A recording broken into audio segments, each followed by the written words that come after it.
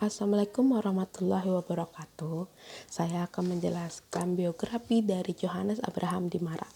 Johannes Abraham Dimara dilahirkan di Korembiak Utara, Papua pada 16 April 1916.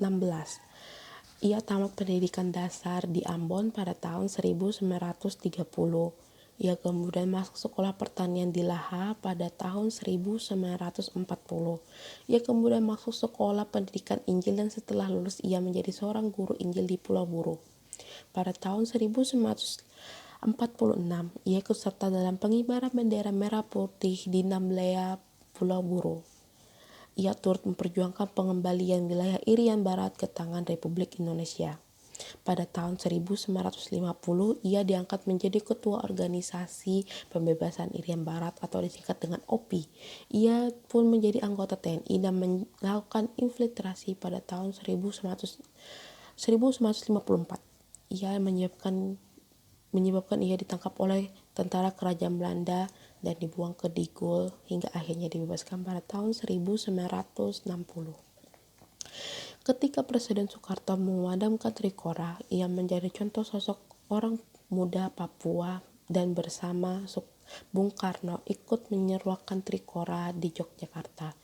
Ia juga turut menyeruakan seluruh masyarakat wilayah Irian Barat supaya mendukung penyatuan wilayah Irian Barat ke tangan Republik Indonesia. Pada tahun 1962 diadakan perjanjian New York. Ia menjadi salah satu delegasi bersama Menteri Luar Negeri Indonesia. Isi dari perjanjian itu akhirnya mengharuskan pemerintah kerajaan Belanda untuk bersedia menyerahkan wilayah Irian Barat ke tangan pemerintahan Republik Indonesia. Maka mulai dari saat itulah wilayah Irian Barat masuk ke dalam salah satu bagian dari Republik Indonesia.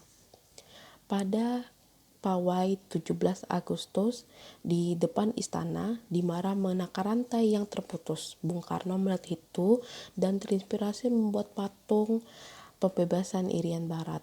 Maka dibuatlah patung pembebasan Irian Barat yang hanya berjarak tidak sampai 1,5 km dari Istana Negara, yakni Lapangan Banteng.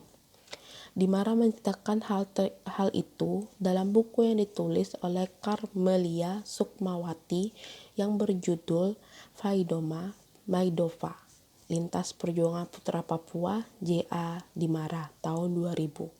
Sekian dari saya.